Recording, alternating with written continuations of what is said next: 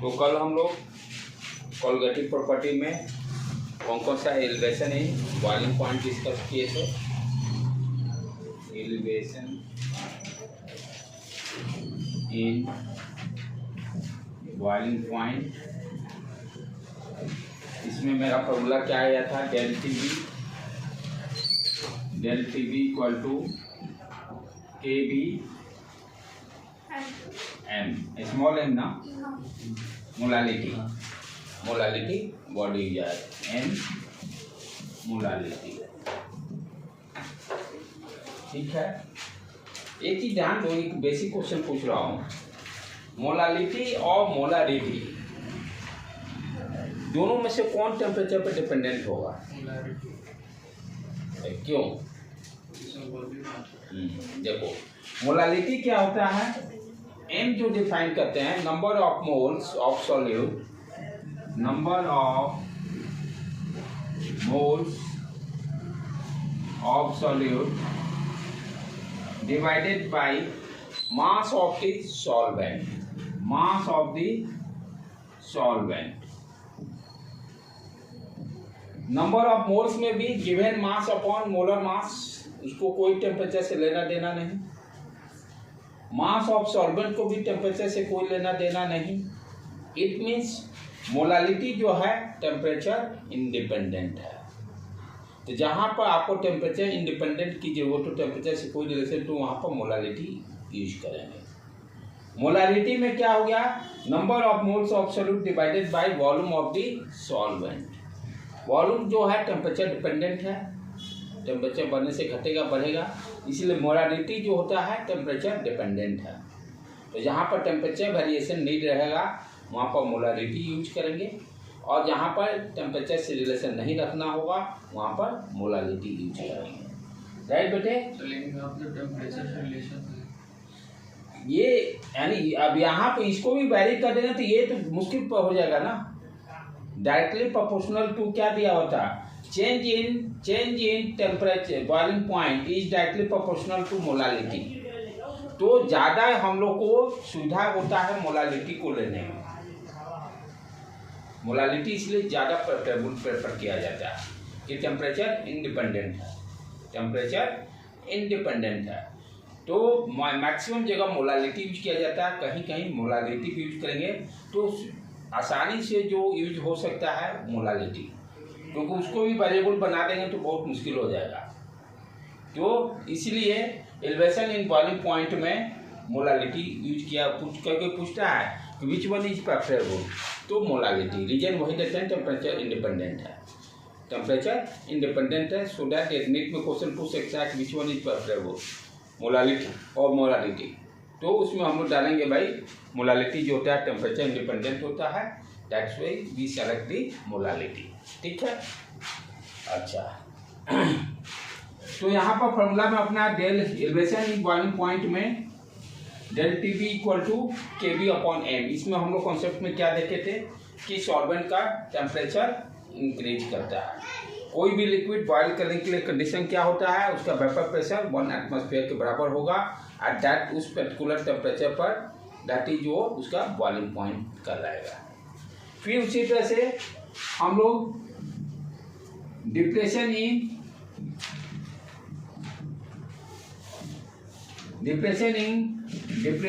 Freezing point discuss किए थे। इसमें हम लोग क्या देखे थे कि फ्रीजिंग पॉइंट यानी फ्रीजिंग टेम्परेचर रिड्यूस होता है, डिक्रीज करता है, रिड्यूस होता है। कंडीशन इसके लिए क्या है, सिंपल लाइन में समझे हम लोग। कोई भी लिक्विड फ्रीजिंग कब करता है, जब उस लिक्विड का वेपर प्रेशर वही सेम लिक्विड के सॉलिड में वेपर प्रेशर दोनों जब बराबर होंगे तब वो लिक्विड उस समय फ्रीज करेगा, यानी लिक्विड से सॉलिड में कन्वर्ट होगा।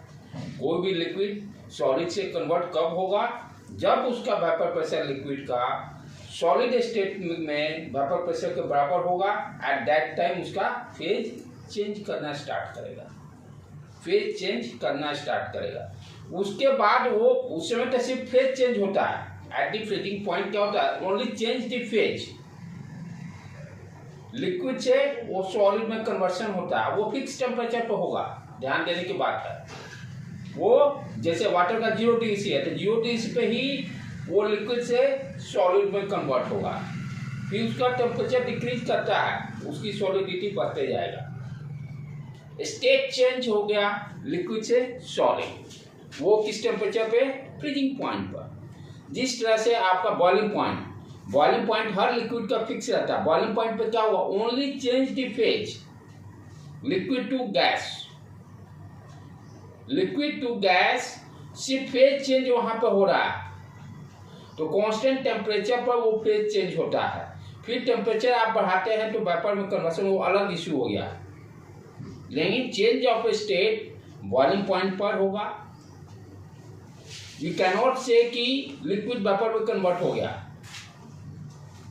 बॉइलिंग पॉइंट जो हम डिफाइन करते हैं, सिर्फ दिमाग में सेट करना, वो क्या है? आपका स्टेट चेंज करता है। उसमें इसका मतलब ये नहीं होता लिक्विड वेपर में कन्वर्ट हो गया। उससे आगे बढ़ाएंगे तब वेपर में कन्वर्ट करना स्टार्ट करेगा। सिमिलरली यदि स्टेट चेंज कर दिया तो स्टेट चेंज करने का प्रोसेस है, एक सारा नहीं ना स्टेट चेंज हो जाएगा। 11th में ही था। फिजिक्स में ओनली स्टेट चेंज, थर्मोडायनेमिक्स में जो हम लोग पढ़े थे, बॉइलिंग पॉइंट, फ्रीजिंग पॉइंट, वहां भी पढ़े थे थर्मोडायनेमिक्स में। अपना लेक्चर वीडियो है ऑलरेडी उसका, आप लोग पहले भी एक जगह पढ़े ऑलरेडी इसका, वहां पे हम लोग बॉइलिंग पॉइंट ये सारी चीज डिफाइन किए थे। तो at the boiling point only change the phase, वो बॉइलिंग पॉइंट इसीलिए फिक्स रहता है, ओनली स्टेट चेंज। उसके बाद बढ़ाएंगे तब वो लिक्विड से गैस में जाएगा। सिमिलरली यहाँ भी फ्रीजिंग पॉइंट में भी क्या होगा? फ्रीजिंग पॉइंट टेम्परेचर फिक्स, जैसे वाटर का 0 डिग्री सी, तो 0 डिग्री सी पे क्या होगा? लिक्विड से सॉलिड में कन्वर्ट होगा। उससे अब नीचे जाएंगे तब लिक्विड सॉलिड में पूरी तरह से कन्वर्ट होगा। राइट बेटे, ये चीजें ध्यान देना है। तो इसमें हम लोग क्या देखे थे कि प्योर जो सॉल्वेंट है उसका फ्रीजिंग पॉइंट सॉल्यूशन का फ्रीजिंग पॉइंट उससे कम होता है। क्यों? क्योंकि वेपर प्रेशर कम हो जाता है सॉलिड स्टेट में उस सॉल्यूशन का, तो और टेम्परेचर नीचे लेके जाना पड़ता है स्टेट को चेंज करने के लिए। क्योंकि सॉल्यूशन में क्या हो गया? सॉलिड पार्टिकल ऐड कर दिए, सॉलिड पार्टिकल ऐड करने से क्या हो गया? Vapour pressure of the solvent decrease, क्योंकि सरफेस पे दोनों पार्टिकल्स आ गए, सॉल्यूट का भी और सॉल्वेंट का भी। तो number of solvent particles decrease कर गए, जिसके कारण कि वेपर प्रेशर डिक्रीज कर गया। क्योंकि हम लोग क्या देखे हैं? वेपर प्रेशर जो है directly proportional to mole fraction of that component, right. जब पार्टिकल रिड्यूस कर गया तो वेपर प्रेशर भी रिड्यूस हो गया। तो सॉल्यूशन में जब होगा तो क्या होगा? सॉल्वेंट का वेपर प्रेशर डिक्रीज कर गया, तो इट मींस सॉलिड स्टेट में जो फेज चेंज करेंगे उसका भी वैल्यू डिक्रीज करेगा, और प्रेशर हमें डिक्रीज करना पड़ेगा फ्रीजिंग पॉइंट अटेंड करने के लिए। इसीलिए यहाँ पर डिप्रेशन इन फ्रीजिंग पॉइंट होता है। तो यहाँ पर हम लोग क्या पढ़े? हम लोग कि del T F for freezing, F for freezing, और that is directly proportional to P molality, directly proportional to molality। Constant term यहाँ पे यूज किए हैं KF into M। इसके प्रॉब्लम जब भी रहेंगे तो क्या करेंगे? मोलालिटी, जैसे एनसीईआरटी भी मोलालिटी भी यहीं पे फॉर्मूला सब दे दिया, number of moles divided by mass of the solvent in kilogram, वो करने की जरूरत, हम मोलालिटी निकाल लेंगे। क्यों? फॉर्मूला को बड़ा बनाए, तो फॉर्मूला इतना रखना चाहिए जो कि याद भी हो सके, ठीक है। तो यहाँ पर दो कांस्टेंट टर्म डिफाइंड हुए हैं, Kb एंड Kf। ये किसका वैल्यू है? सॉल्वेंट का, यानी Kb और Kf का वैल्यू सॉल्वेंट के नेचर पर डिपेंड करता है। Write down. आज अब हम लोग क्या करेंगे? ये तो हो गया कल तक कंप्लीट। Kf और Kb जो है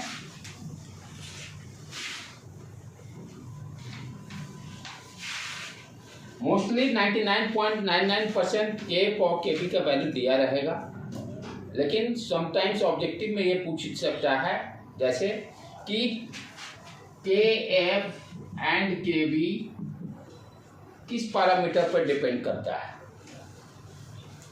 KF एंड KB किस किस पैरामीटर पर डिपेंड करेगा। To write down the value of KF and KB depend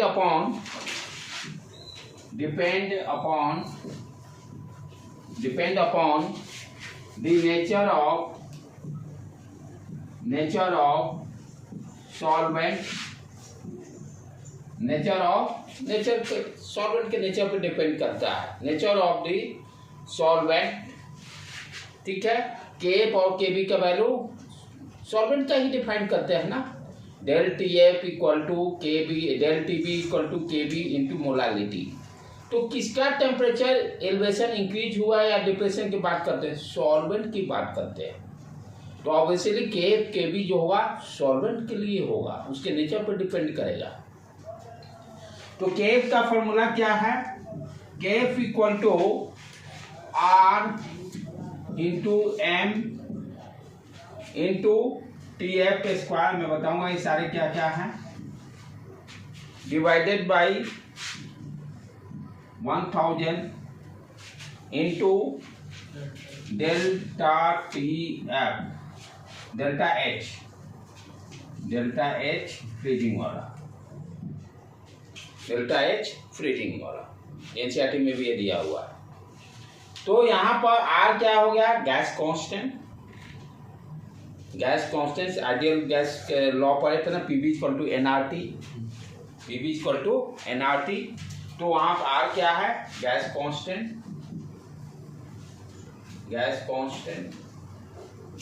M क्या हो गया, सॉल्वेंट का molality, M stands for molar mass, M stands for molar mass, इसको M1 कर दे, molar mass of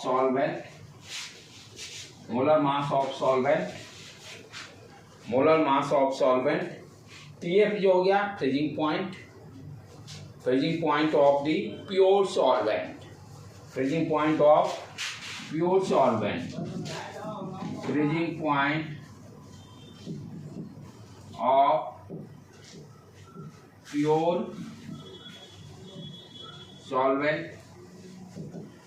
pure solvent, right बेटे। और डेल एच जो है represents enthalpy of fusion, enthalpy of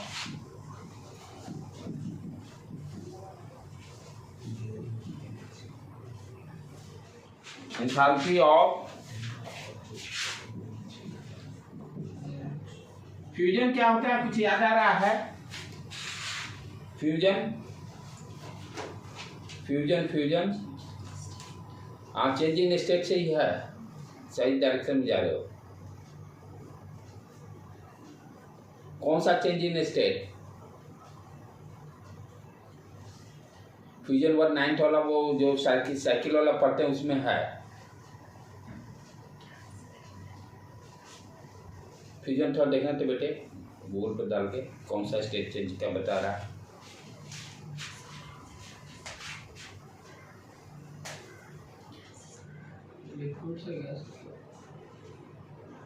देखना तो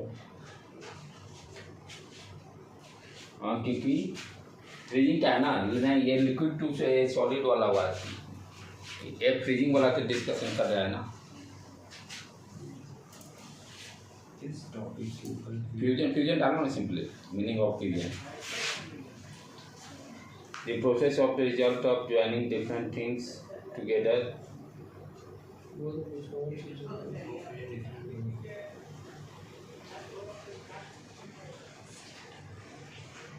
Fusion in phase change in physics, when two atoms came together,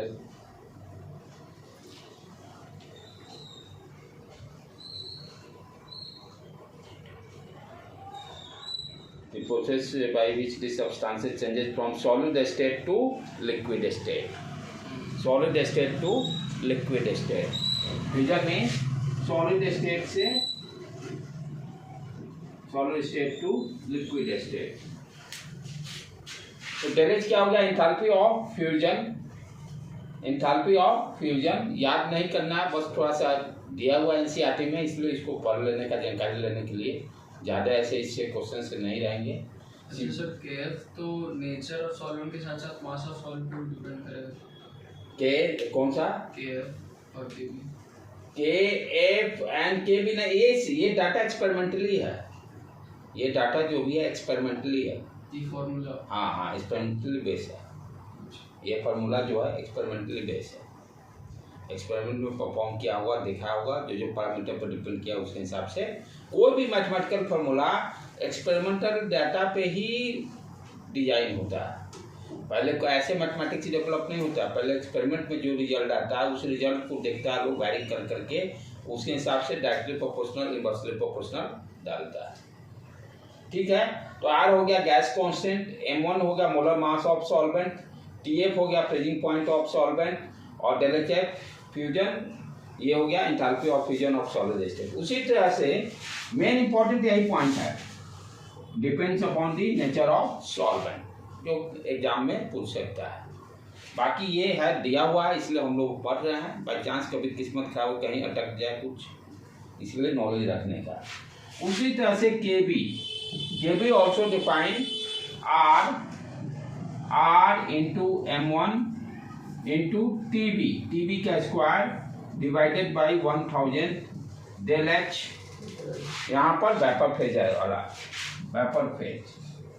same gas constant, molar mass, TB boiling point, और ये enthalpy of for vaporisation, enthalpy of vaporisation of solvent, enthalpy of vaporisation of solvent.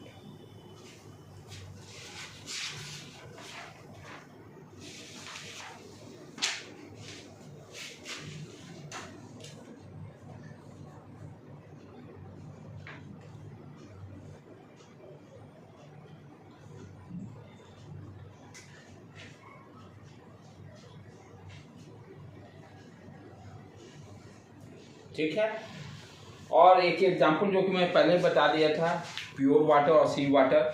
Pure water जो है 0 degree पे freeze करता है, सी water 0 degree से नीचे degree पे फ्रीज करता है रीजन, क्योंकि वहाँ पर सॉल्यूट ऐड हो गया। सॉल्यूशन जो है प्योर वाटर का और सॉल्ट का है, सॉल्यूट ऐड होने से depression in freezing point reduce होता है, इसलिए समुद्र का पानी जो होता है 0 डिग्री पर फ्रीज नहीं होता है।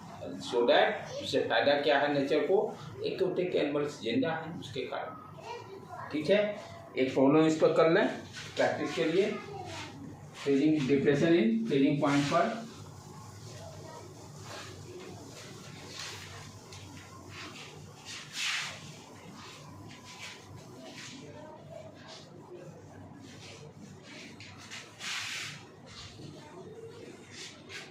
Write down 1 gram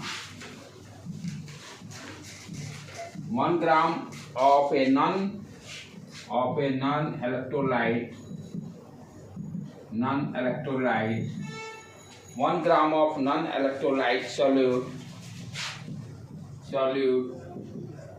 dissolved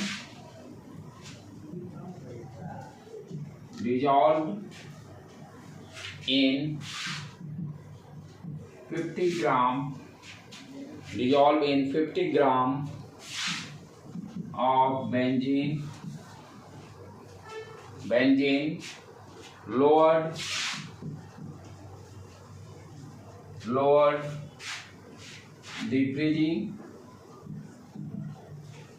benzene lowered the freezing point of benzene, freezing 1 gram of non-electrolyte solute dissolved in 50 gram of benzene, lower the freezing point of benzene by 0.40 K. Freezing point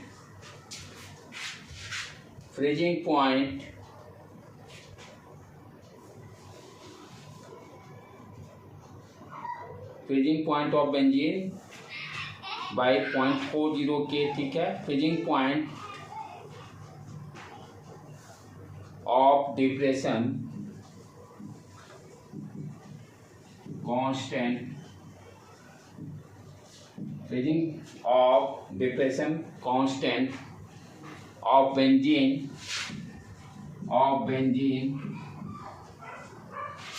is 5.12 Kelvin kilogram per mole.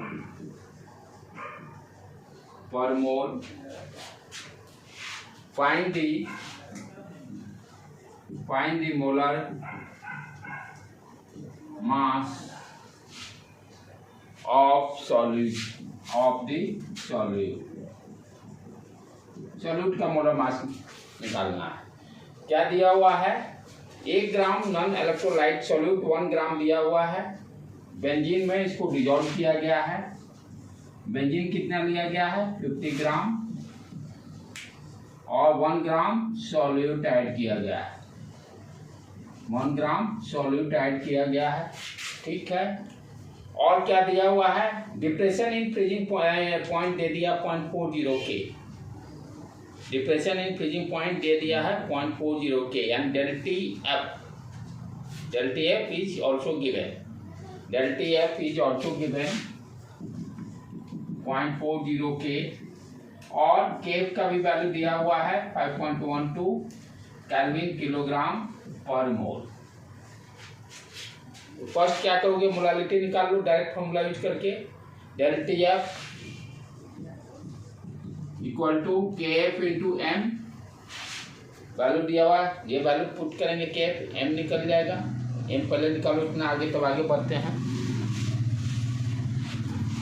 आज एक मेरा student first day PW गया था, यहाँ भी आता है, कहता है कि व्हाट ही सेइंग सर उसमें तो सब ड्रेसे में अपना सब एक से एक ड्रेस पहन के, कोई कोट पहन के आता है, कोई गोगल्स पहन के आता है, पढ़ने आता है कि सब खाली फोकस मारने आता है।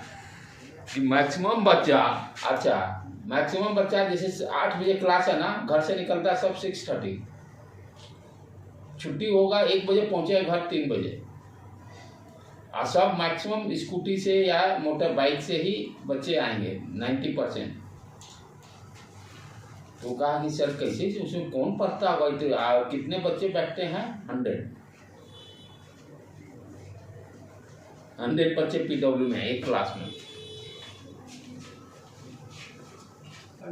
हाँ अच्छा, एक टीचर जो बताता है, एक टीचर आते हैं बाउंसर लेकर, 4 बाउंसर चलते हैं उनके PW अपना भोकाल, 4 बाउंसर, 2 आगे 2 पीछे, और वाकी टॉकी प्रोफेसर साहब का वाकी टॉकी वही पकड़े रहता है। बहुत अच्छा, एकदम पूरा फैशन सब्जेक्ट। चलो सब जो कर रहे हैं वो सब अच्छा करते हैं। अच्छा, मोलालिटी निकाल लिए बेटे। डेल्टा एफ दिया हुआ है 0.40 के एफ का वैल्यू 5.12, एम इक्वल टू 0.40, पहले इतने पे छोड़ दो।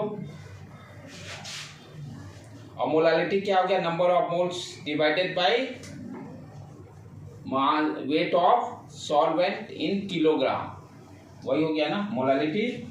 Number of moles of solute NH divided by mass of the solvent in kilogram. कितना दिया? 50 दिया, तो 1000 से इसको डिवाइड कर देंगे। 1000 ऊपर चला गया, इसको कैलकुलेट करेंगे, नंबर ऑफ मोल्स निकल जाएगा। नंबर ऑफ मोल्स निकल जाएगा तो गिवन मास भी दिया 1 किलोग्राम। यहाँ से NH number of moles of solute निकाल लो बेटे। कितना आ गया? 50 वाला मल्टीप्लाई हो गया 0.40 से, डिवाइडेड बाई 1000 को इधर लेके आ जाते हैं, 5.12 इंटू 1000। और ये number of moles of solute क्या हुआ? गिवन मास 1 ग्राम दिया हुआ, ठीक है, अपॉन मोलर मास, एम निकल गया।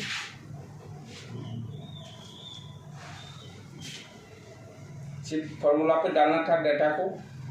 तो ये पूरे जितने हैं कोलिगेटिव प्रॉपर्टी, ये पूरे चैप्टर में सॉल्यूशन में फॉर्मूला आपका कॉन्सेप्ट क्लियर है, सारा फॉर्मूला पे डाटा डालना है बस, दिमाग कहीं ज़्यादा दौड़ाने नहीं है। शुरू से आप देखिए, स्टार्टिंग वाला को थोड़ा समझ गया जो बच्चा है, मोलालिटी ये सब निकालने के लिए, मास परसेंटेज, वॉल्यूम परसेंटेज, उसके बाद कॉन्सेप्ट क्लियर है, फॉर्मूला पर डाटा पुट कीजिए, आंसर निकाल लीजिए।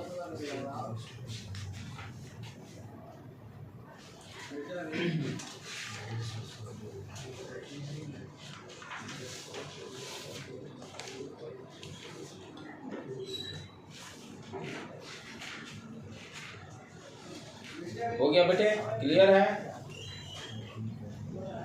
ठीक है मनु, ओके। को एक बार जाके घर पे दोबारा भी इसको सॉल्व करने का, नहीं कीजिएगा तो कोई फायदा नहीं है। क्वेश्चन जैसे पढ़ लिए, ठीक है, एक बार आप क्या घर पे जब कीजिएगा तो क्वेश्चन पढ़ के अपने से खुद से इसको सॉल्व करने का, तब पता चलेगा कि अभी कहाँ समस्या आ रही है। राइट, तो सारे में यही काम करना है। अब चले एक क्लास जो बच गया है, अभी तक कितने कोलगेटिव पेपर हम लोग स्टडी कर लिए? एलिवेशन इन, पहला वाला कौन सा था? First one, elevation in boiling point. हाँ, एक और था ना, हाँ, relative lowering vapour pressure. Second one elevation in boiling point. Third one depression in freezing point. Last osmotic pressure.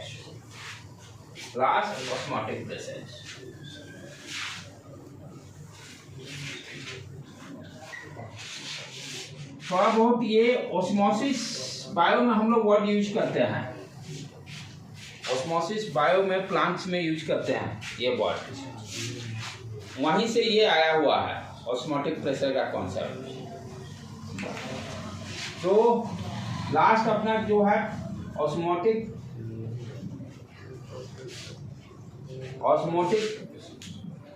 Pressure.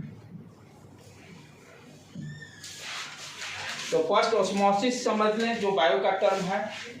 यहाँ पर बहुत अच्छा कॉन्सेप्ट अभी बताने जा रहा हूँ, difference between osmosis and diffusion.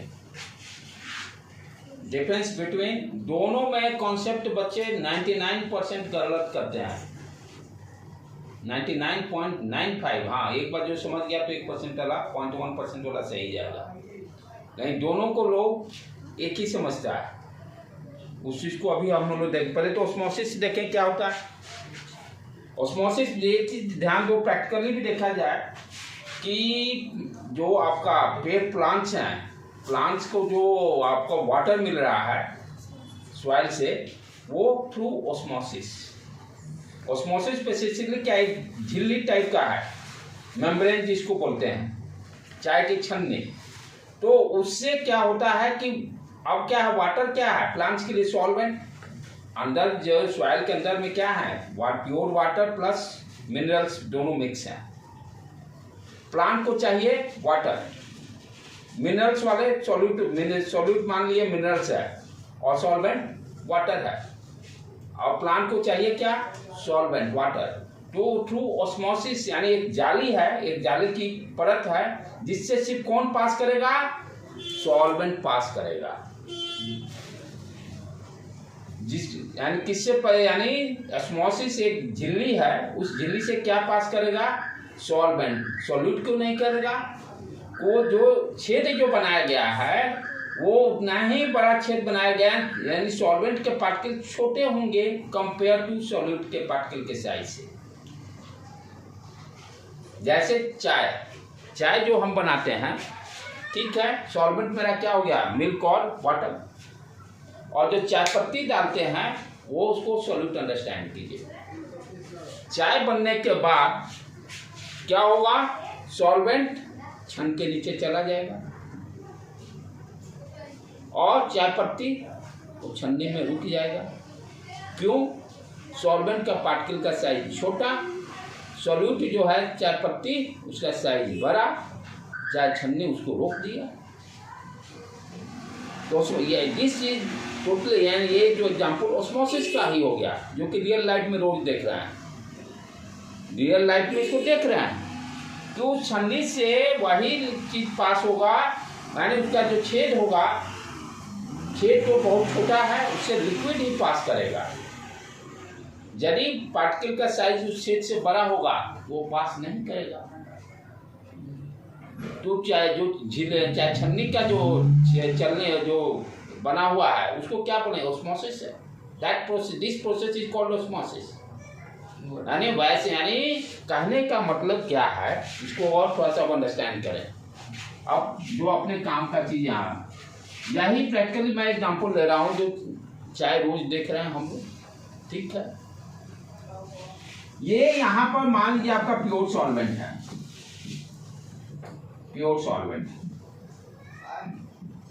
अब यहाँ पे जो हम लोग को पढ़ना है उस चीज को अंडरस्टैंड करते हैं। ये तो प्रैक्टिकल एग्जांपल से देख लिए। अच्छा, दूसरा और क्या एग्जांपल, कोई भी फूल है, बुके आप लाओगे, ठीक है, उसको पानी में डाल दो, देखो वो बुके जो मुरझाया हुआ था फ्लावर फिर खिल जाता है। किसके कारण, ऑस्मोसिस के कारण, क्योंकि वो उसके प्लांट्स के जो तना है उसमें क्या है, ऑस्मोसिस जाले, यानी जाली टाइप सा बना रहता है जिसमें कि वाटर सिर्फ पास करेगा और वाटर वहां पहुंच जाने के बाद प्लांट्स के फ्लावर्स जो होते हैं खिलने लगते हैं।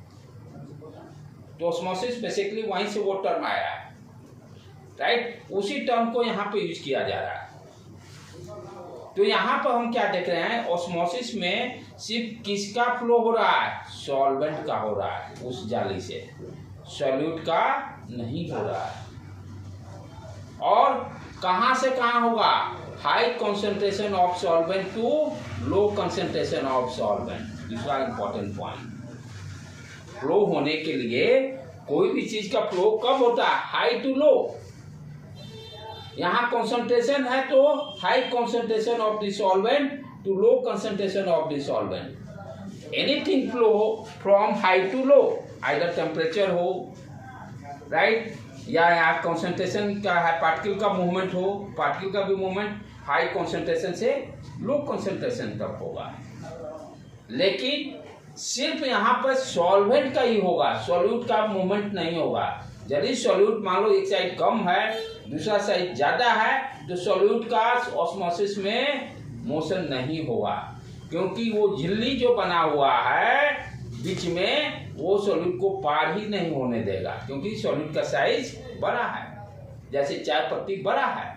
अब मान लो एक साइड ऊपर में, तो मान लो क्या है, ये सॉल्यूट को ही है, सॉल्यूट का मान लो कंसंट्रेशन हाई है। अब ये झिल्ली जो इसके बीच में लगाया गया है ये इसको पार ही नहीं होने देगा, तो सॉल्यूट के कंसंट्रेशन ज्यादा कम होने से कोई लेना देना है ही नहीं। तो ऑस्मोसिस में ओनली सॉल्वेंट के ही पार्टिकल पास करेंगे, बिकॉज की size of the solvent particle is smaller than solute particle size. दूसरा चीज, सॉल्वेंट का मूवमेंट किस डायरेक्शन से जाएगा, high concentration of the solvent, high concentration का मतलब number of particles of solvent उस साइड ज्यादा होगा, जिस साइड जाना होगा उस साइड सॉल्वेंट का पार्टिकल्स कम होगा, और बीच में जाली लगा दिया गया। अब जैसे यहाँ पे देखो कि सॉल्वेंट है जिसका कंसंट्रेशन ज्यादा है, मैंने क्या किया, सेमी परमिएबल मेम्ब्रेन उसी लगा दिया। Semi permeable means semi means आधा, परमिएबल मीन्स परमिट जो करता है, मेम्ब्रेन मीन्स छलनी, यानी आधा पार्टिकल को जो पास करे उसी को सेमी परमिएबल मेम्ब्रेन बोलते हैं। तो यही सेमी परमिएबल मेम्ब्रेन लगा दिए, और इस साइड में मेरा सॉल्यूशन है, इस साइड में मेरा सॉल्यूशन है। अब इस सॉल्यूशन में क्या है, सॉल्यूट भी है सॉल्वेंट भी है। अब इधर क्या है, सॉल्वेंट का पार्टिकल्स ज्यादा हैं, सॉल्वेंट का पार्टिकल्स ज्यादा है, क्योंकि प्योर सॉल्वेंट सिर्फ सॉल्वेंट के ही पार्टिकल्स है, ठीक है। और इधर क्या है, दोनों है। अब क्या होगा, concentration of the solvent particles इधर पर ज्यादा है इधर कम, तो यहां से ये सॉल्वेंट पार्टिकल इधर सारे मूव करने लगेंगे।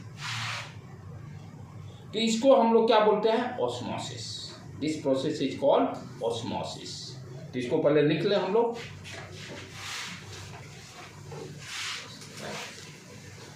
तो ऑस्मोसिस में इंपॉर्टेंट पॉइंट क्या जानना है, सिर्फ सॉल्वेंट पास करेगा उस छलनी से, सॉल्यूट कभी पास नहीं करेगा, क्योंकि सॉल्यूट का साइज बड़ा होता है। तो moment of, write down what is osmosis.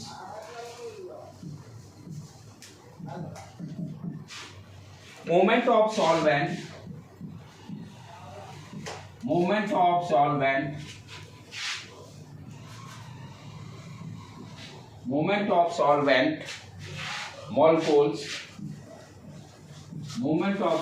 molecules from region of high concentration, movement of solvent molecules from region of high concentration towards low concentration, towards low concentration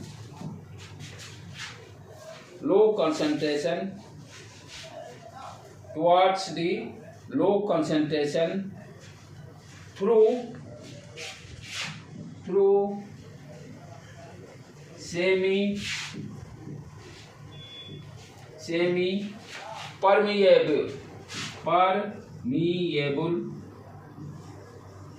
semi permeable membrane. Movement of solvent particles from region of high concentration to low concentration through semi permeable membrane. Semi means आधा, permeable means जो permit करता हो, और membrane means छलनी. उस छलनी से आधा पार्टिकल में 2 पार्टिकल थे सॉल्यूट सॉल्वेंट, सिर्फ सॉल्वेंट वाला ही पार करेगा, सॉल्यूट कभी पार नहीं करेगा, वो भी हाई कॉन्सेंट्रेशन से लो कॉन्सेंट्रेशन की तरफ. और इसको अच्छी तरह से कैसे समझ सकते हैं, एक तो चाय वाला मैं समझा दिया आपको, ठीक है. एक आपको मैं बैंक का कहानी सुनाता हूँ. हाँ, बैंक में एक साइड जो पैसा लेने के लिए आप जाते हो बैंक में, जो बैंक का स्टाफ है पैसा देने वाला, उसके पास पैसे बहुत है. मेरे पास पैसे नहीं तभी मैं वहाँ गया हूँ, ठीक है, खुद ठीक है अपना ही पैसा लेने गया हूँ, लेकिन मेरे पास पैसे नहीं है तत्काल में. तो वो जाली जो लगा रहता है, जाली के उस साइड वो बैठा हुआ है और जाली के इस साइड मैं. तो यहाँ पर जो फ्लो होगा, सिर्फ किस चीज का फ्लो हो रहा है, पैसे का. आदमी तो फ्लो नहीं कर रहा है इधर से उधर, ना आप उधर जा रहे हो ना वो इधर आ रहा है. सिर्फ किस चीज का फ्लो हुआ, पैसे का. पैसा उधर से हम मेरे पास आया, ना वो बैंक का स्टाफ मेरे पल्ले आया, ना मैं उसके पल्ले से गया. आदमी तो जस्ट का तस वहीं पर है. बैंक में चोरी ना हो रहा. हाँ, जब तक बैंक में चोरी नहीं हो. तो सॉल्यूट क्या हुआ, यहाँ पर पर्सन हो गए, बैंक स्टाफ और कस्टमर. सॉल्वेंट क्या हो गया, रुपया. पैसा सिक्का कितना देगा, रुपये देगा. लेकिन जनरली वर्ड क्या निकलता है, रुपया कम पैसा ज़्यादा. तो ये भी एक इसका एक ऑस्मोसिस का एग्जाम्पल हो सकता है. तो बहुत डेली लाइफ में इसके हैं एग्जाम्पल्स, ठीक है. तो ये तो हो गया, समझ गए भाई कि ऑस्मोसिस. हाँ, ये सब पूछ सकता है. फ्लावर वाला ये सब एनसीईआरटी में दिया हुआ है कि फ्लावर प्लांट्स में, जैसे फ्लावर बुके हैं उसको प्लांट्स में पानी में डालते ही फूल खिलने, ये सब एग्जाम्पल्स दिए हुए हैं. तो ये सब एग्जाम्पल्स को मैं भी पूछ दे, क्योंकि जो चीज़ एनसीईआरटी में दिया हो उसको भाई मानना पड़ेगा, आपको पूरा फॉलो अप करना पड़ेगा, क्योंकि क्वेश्चंस उसी से आने हैं. कोई कितना भी वर्कशीट बना ले, ये कर लो वो कर ले, लेकिन एनसीईआरटी आपका बाइबल है. एनसीईआरटी जो बच्चा पक्का कर लिया 90% काम हो गया. ये जो भी है हम लोग प्रैक्टिस करते हैं, आकाश का, एलन का, पीडब्ल्यू, ये सब चाहे बीएमसी का, ओनली फॉर प्रैक्टिस.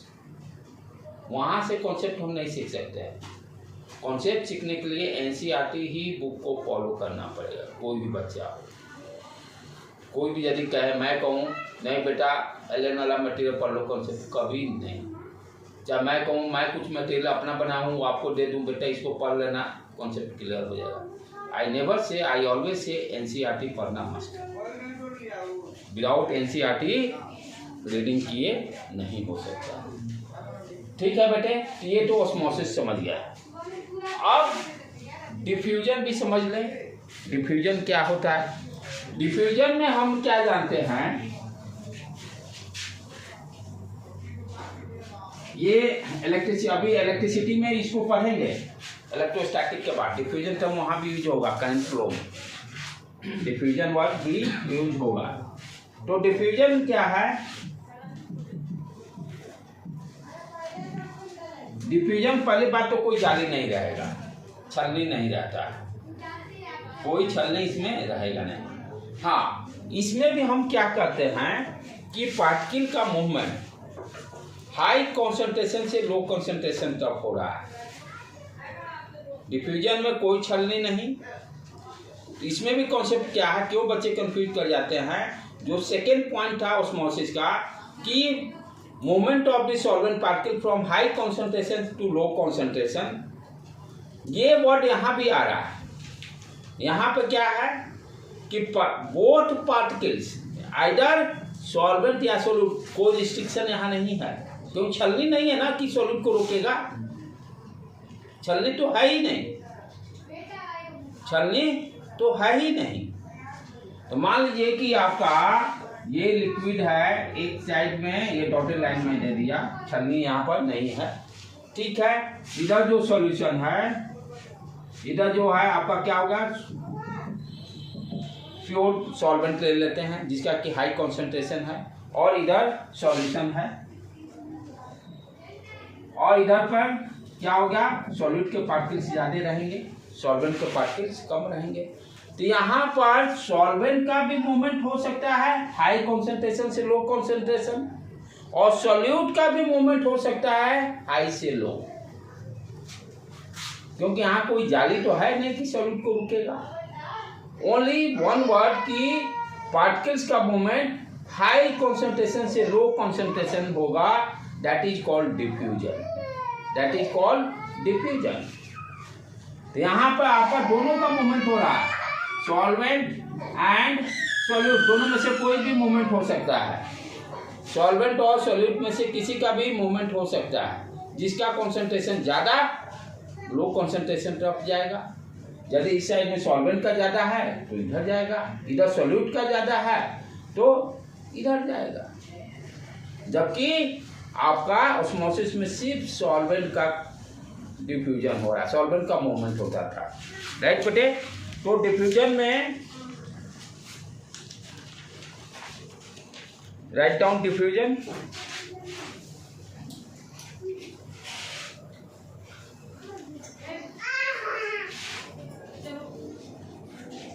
तो डिफ्यूजन क्या क्या हो गया, movement of particles,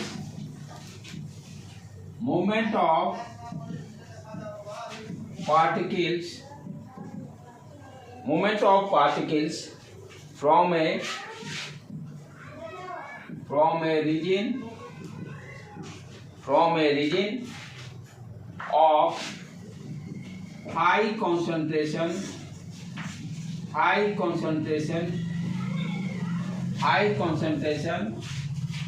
to a region of low concentration, to a region of low concentration,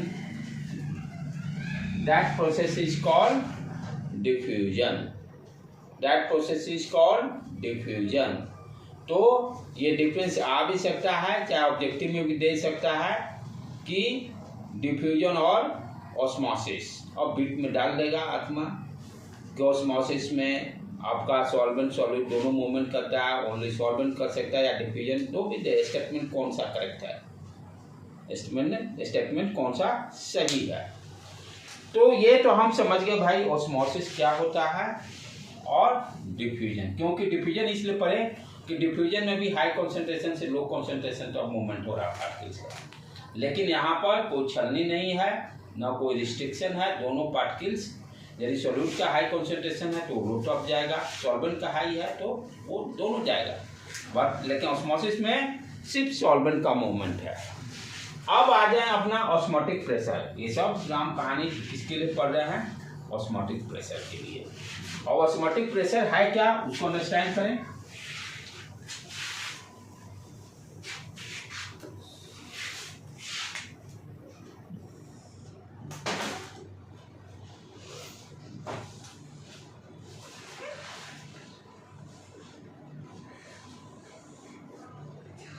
छलनी बनाना बहुत ज़रूरी है, नहीं तो सब चाय में चाय पत्ती मेरा फेवरेट चाय है बहुत।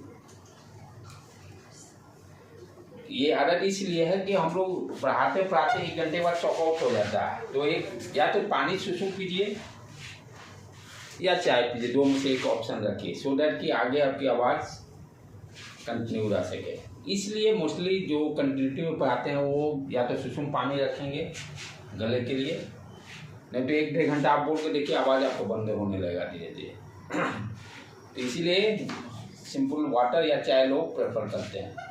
और एक हैबिट भी हो जाता है कि भाई आपको ज़्यादा देर पढ़ाने हैं, तो स्कूल वाला तो हाल नहीं कि 45 मिनट्स में 10 मिनट अटेंडेंस ले लिए, 5 मिनट में 15-20 मिनट पढ़ाए, कॉपी बंद, चलो भाई अब दूसरा क्लास। ठीक है बेटे, चले आ जाए। तो यहाँ पर क्या लिए, एक साइड में सॉल्वेंट, प्योर सॉल्वेंट ले लिए, प्योर सॉल्वेंट। अब इधर क्या है, सॉल्वेंट के मॉलिक्यूल का कंसंट्रेशन ज्यादा कंसीडर कर रहे हैं, ठीक है, कॉन्सेंट्रेट, क्योंकि दोनों रूल फॉलो होना चाहिए। एक तो हो गया भाई ठीक है कि सॉल्वेंट पास करेगा ओनली, दूसरा हाई सॉल्वेंट किधर पास करेगा, हाई कंसंट्रेशन से लो कंसंट्रेशन तक। इधर पे क्या होगा, सॉल्वेंट मॉलिक्यूल का कंसंट्रेशन हाई है, सॉल्वेंट मॉलिक्यूल्स का कंसंट्रेशन हाई है, इसीलिए थोड़ा हाइट पे भी दे दिए। और दूसरे साइड मेरा सॉल्यूशन है, दूसरे साइड सॉल्यूशन है, ठीक है।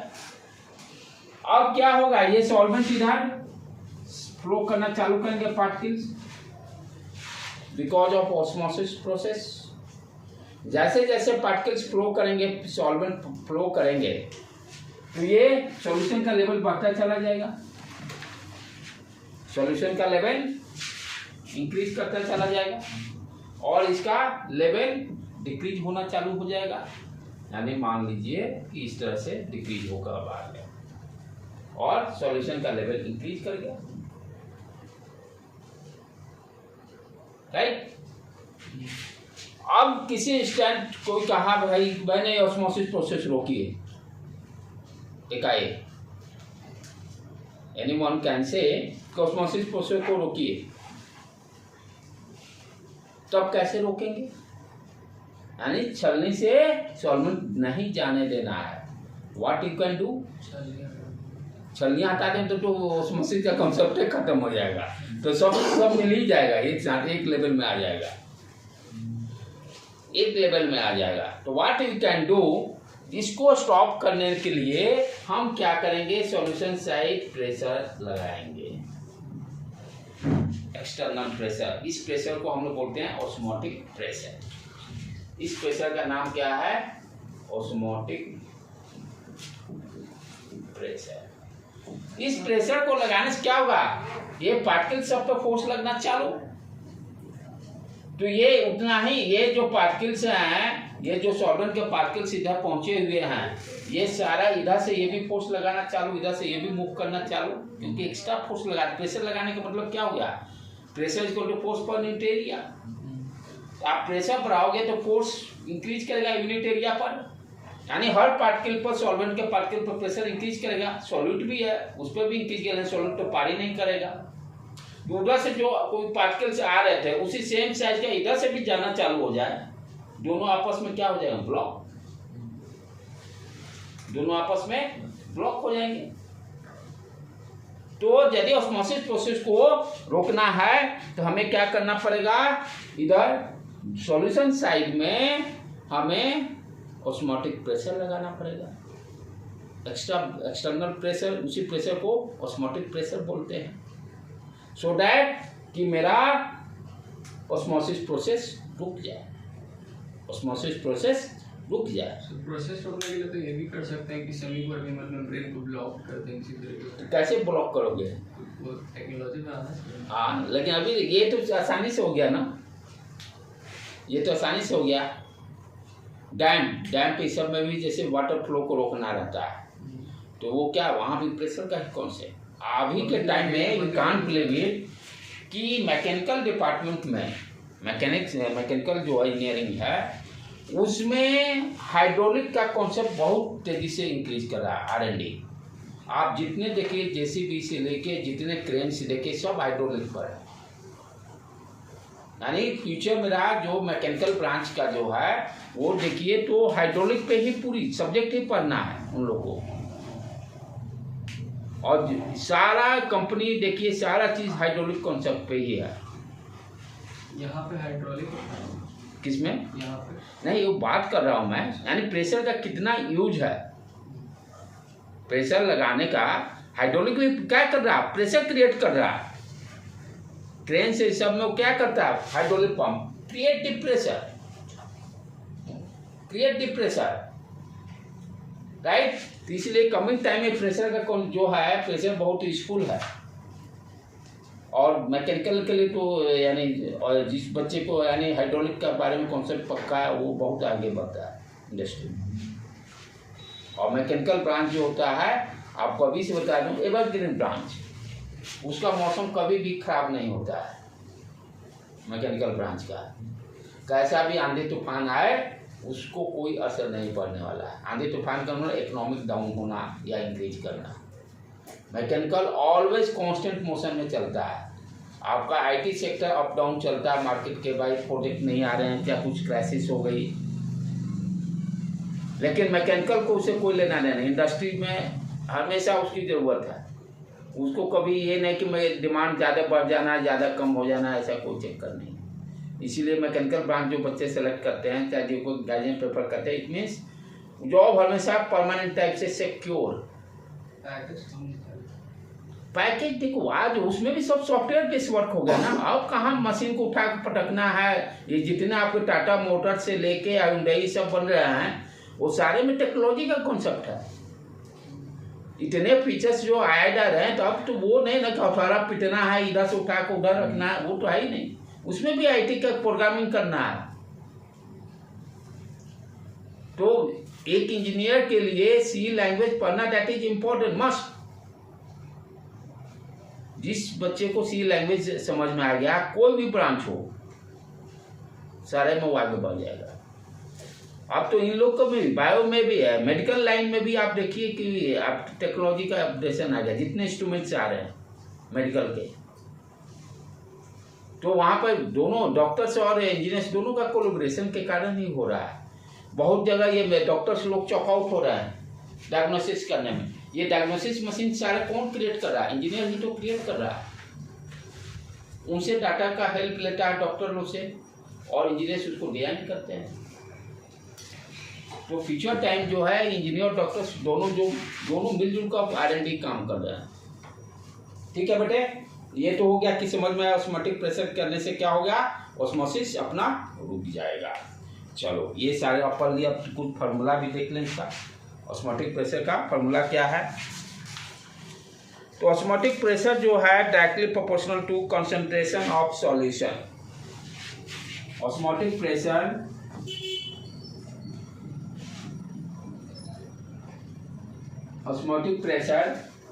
इज डायरेक्टली, इसको हम लोग पाई से इंडिकेट करते हैं। 22/7 वाला नहीं, पाई यहाँ सिंबल दिया गया, ग्रीक वर्ड है। तो osmotic pressure is directly proportional to concentration of solution. देखो सॉल्यूशन साइड लग रहा है इसलिए कंसंट्रेशन ऑफ सॉल्यूशन की बात कर रहे हैं हम लोग। सॉल्यूशन साइड लग रहा है तो किसकी बात कर रहे हैं? ये प्रेशर किस साइड लगा है? Solution side. ठीक है, सॉल्यूट का ही कंसंट्रेशन रहेगा, सॉल्यूट का ही कंसंट्रेशन रहेगा। तो concentration of solution, osmotic pressure is directly proportional to concentration of solution. आप ध्यान से यहाँ चीज समझो, बहुत जो कि बुक में डायरेक्टली लिख देता है, आप अपना भी दिमाग लगाना पड़ेगा। कंसंट्रेशन ऑफ सॉल्यूशन कहने का मतलब है दो टर्म यहाँ पर हम बार बार अभी जैसे बताए, मोलालिटी जो है टेम्परेचर इंडिपेंडेंट है, मोलालिटी टेम्परेचर डिपेंडेंट है। मोलालिटी पे आप ध्यान से देखो, जो हम निकाले number of moles of solute पर 1 किलोग्राम सॉल्वेंट में। 1 किलोग्राम सॉल्वेंट में, यानी मास का ही रिलेशन, मास बाई मास ही समथिंग है। अच्छा, कॉन्सेंट्रेशन हम क्या देखते हैं, 1 लीटर में कितना पार्टिकल्स हैं, like that as a layman जैसा। बहुत सारे कॉन्सेप्ट को एक सिंपल लैंग्वेज में भी समझना जरूरी है। हमेशा किताबी कीड़ा ही नहीं होना चाहिए, उसको प्रैक्टिकली लाइफ से भी समझिए। कॉन्सेंट्रेशन हम लोग कहते हैं ना, तो क्या करते हैं, जैसे मिल्क का और वाटर का, लीटर के ही यूनिट में हम देखते हैं कितना पानी मिलाए या कितना पानी ज़्यादा डाले। तो सॉल्यूशन बेसिकली किस फॉर्म में, लीटर की बात करते हैं, मास की तो बात नहीं करते। इतने मास में इतना मास है, उससे कॉन्सेंट्रेशन का कुछ लॉजिकली, यानी एज ए जनरल लेमैन जैसे मैथमेटिक्स में कुछ भी हो सकता है। तो कॉन्सेंट्रेशन जब भी यहाँ लिखा है ना, कॉन्सेंट्रेशन ऑफ सॉल्यूशन, तो इट मीन्स यानी जो कॉन्सेंट्रेशन की बात कर रहे हैं वो वॉल्यूम के रेस्पेक्ट में देखेंगे। सॉल्यूट का नंबर ऑफ मोल्स क्या दे रहा है, नंबर ऑफ पार्टिकल्स। मोल्स हम लोग क्या बताते हैं, 6.023 10⁻23 पार्टिकल्स 1 मोल बराबर। तो यानी पार्टिकल्स जो होगा सॉल्यूट का, किसके रेस्पेक्ट में, वॉल्यूम के रेस्पेक्ट में देखेंगे। वो डिफरेंट टेक्निक पढ़े हैं, सारे में कॉन्सेंट्रेशन ही निकाल रहे हैं अलग अलग। नहीं, मोस्टली हम लोग के यूज में क्या रहेगा, इतने वॉल्यूम में कितना है भाई, नंबर ऑफ पार्टिकल्स। तो यहाँ पे जो वर्ड यूज किया गया है, osmotic pressure is directly proportional to solution, it means directly proportional to molarity. ये सारे मैं समझाने का पर्पस यही था कि मोलारिटी सेलेक्ट करेंगे कि मोलारिटी सेलेक्ट करेंगे। समझ में आया बेटा? प्रीवियस एलिवेशन में और डिप्रेशन में टेम्परेचर से रिलेशन था, इसलिए राइट हैंड साइड हम जो डायरेक्टली प्रोपोर्शनल जो लिए थे मोलालिटी, क्योंकि मोलालिटी कांस्टेंट रखेंगे तभी इधर के लेफ्ट हैंड साइड के वेरिएबल को एनालिसिस कर सकते हैं, राइट। अब यहाँ पे कंसंट्रेशन की बात है तो हमको टेम्परेचर से ले रहे हैं, यानी किसके वॉल्यूम के रिस्पेक्ट में, यानी मोलारिटी वर्ड यूज होगा। तो इसलिए osmotic pressure is directly proportional to molarity of the solution.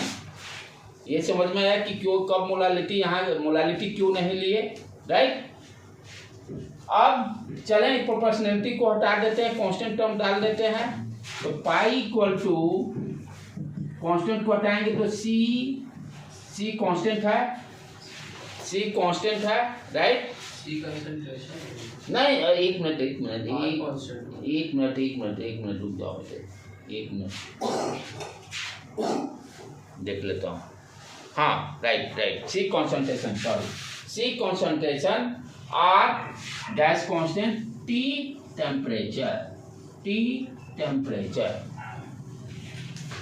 Temperature, osmotic pressure equal to CRT, osmotic pressure equal to CRT।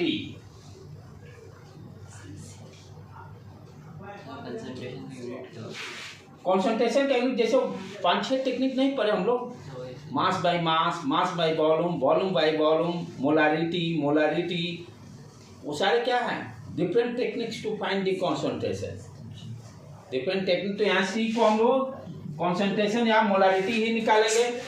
सी क्या है, मोलारिटी है, बुक में सी दिया रहता है इसलिए हम लोग सी यूज कर लिए, अदरवाइज ये मोलारिटी ही है।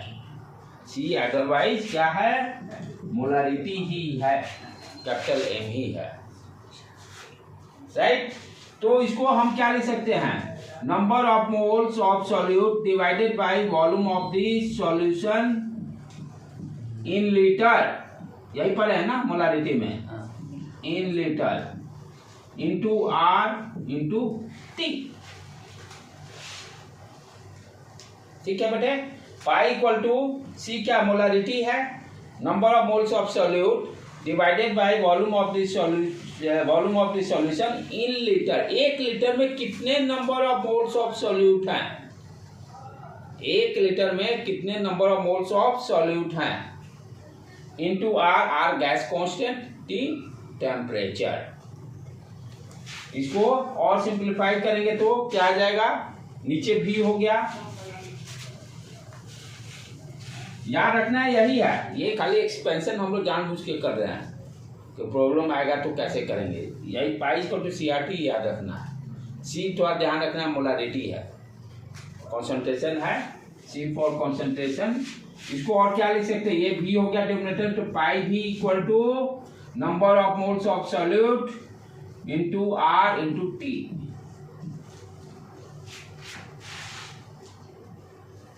ठीक है बेटे, आज यहीं पर रहने देते हैं। इस पर अब लगभग ये चैप्टर एंडिंग में ही है अपना सॉल्यूशन ऑलमोस्ट अब लगभग 95% हम लोग कंप्लीट कर चुके हैं। ओनली 5% बच गया,